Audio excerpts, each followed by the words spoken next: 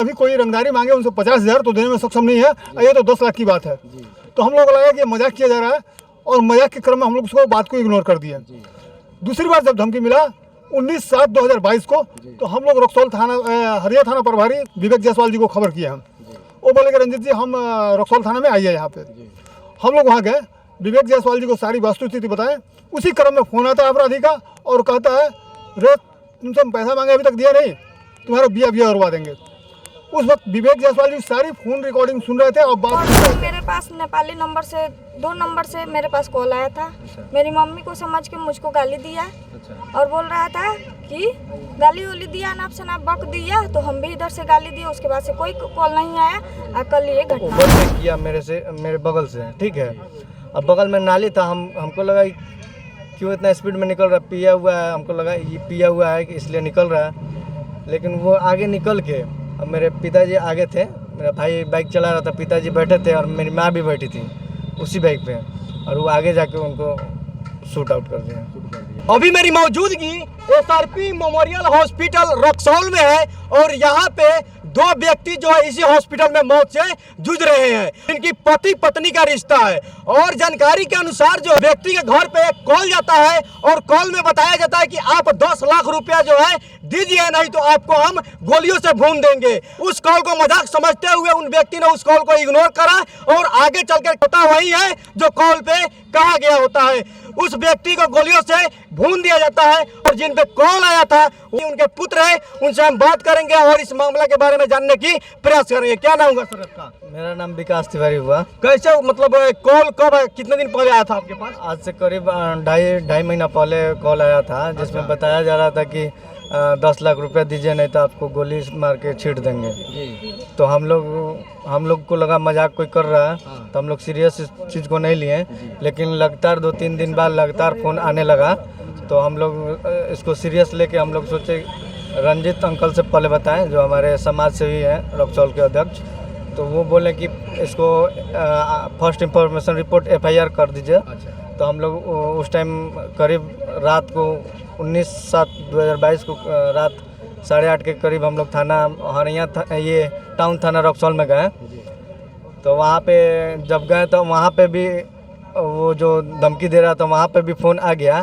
जो जहाँ पे हम जिस थाना में हमारे हरिया करने के लिए गए? हाँ, FIR करने के लिए गए थे, वहाँ पे हमारे थाना हरिया के जो थाना अध्यक्ष हैं वहाँ पे वो अवेलेबल थे और वो फ़ोन वही रिसीव किए और उनसे बात होने लगा। तो वो बता रहे थे कि हम लोग गरीब, मतलब वो बोले कि यानी एज अ मतलब फैमिली वो बात कर रहे थे? एज अ फैमिली, हाँ। प्रभारी है? नहीं, ये नहीं बोले, वो एज अ फैमिली बात उससे किए। तो वो उसको बताने लगे, लेकिन उनको भी बोला कि नहीं मार देंगे, छीट देंगे, मतलब बहुत सारा चीज़ बोला। वहाँ पे भी धमकी देने लगा? वहाँ पे भी धमकी देने लगा। उनको वो नहीं जानता था कि वो थाना ही प्रभारी हैं।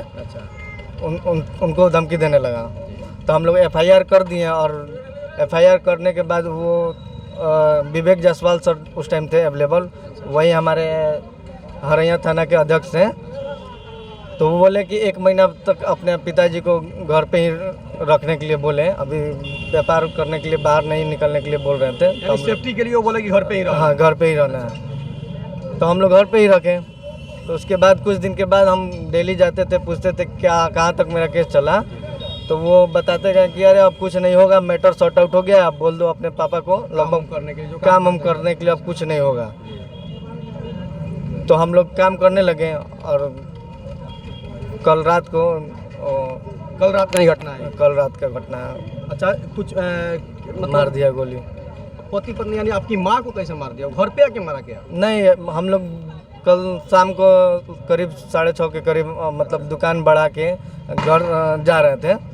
तो वहाँ पे परेहुआ ढाला के पास सब्जी उब्जी मिलता है, वहाँ से सब्जी लेके जस्ट अपने मोहल्ला के तरफ मुड़ रहे थे। उधर रेलवे ढाला के जस्ट बगल में जो रोड जाता है नया बस्ती में, टुमरिया टोला वार्ड नंबर 2 में, वहीं जा रहे थे। तो मेरे पिताजी और मेरा भाई मतलब बाइक चला रहा था, जो आगे वो था, वो मेरे से आगे था, बाइक चला रहा था। उसके पीछे हम दूसरे बाइक पे हम चला रहे थे, जिसमें मेरे मामा भी बैठे थे। तो क्या हुआ कि वो पीछे से 2 आदमी बैठा हुआ था, एक बाइक पे 2 जन बैठा था, वो ओवरटेक किया मेरे बगल से, ठीक है। अब बगल में नाली था, हमको लगा क्यों इतना स्पीड में निकल रहा, पिया हुआ है, हमको लगा ये पिया हुआ है कि इसलिए निकल रहा है। लेकिन वो आगे निकल के, अब मेरे पिताजी आगे थे, मेरा भाई बाइक चला रहा था, पिताजी बैठे थे और मेरी माँ भी बैठी थी उसी बाइक पे, और वो आगे जाके उनको शूट आउट कर दिया। दोनों को, दोनों आदमी को मतलब मारा मेरे पिताजी को। अच्छा। तो पिताजी को लगते हुए मेरी माँ के पेट में गोली घुस गया। चलिए यहाँ पे जिनके साथ घटना हुई है उनकी पुत्री है यानी कि लड़की है, उनसे हम बात करेंगे। क्या नाम है आपका? ज्योति कुमारी। कैसे हुआ है घटना, आपको पता है? जी, हमको घटना वो लोग धमकी दे के और उसका अंजाम भी पूरा किया। जी। वो पहले धमकी दिया, हम लोग हरैया थाना, टाउन थाना सब में कंप्लेन किए। अच्छा। उसके बाद जो कंप्लेन किए तो बोले कि 1 महीना ले अपने माता पिता को घर में रखिए, जी। उसके बाद ये सॉल्व हो जाएगा। उसके बाद मेरा भाई गया, 1 महीना के बाद क्या हुआ पूछा तो बोल रहे हैं कि कोई बात नहीं, सब सॉल्व हो गया। अब पिताजी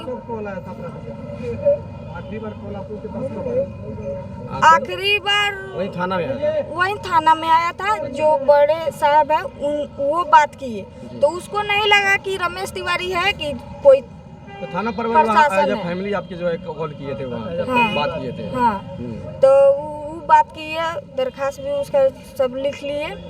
उसके बाद परसों मेरे पास नेपाली नंबर से 2 नंबर से मेरे पास कॉल आया था।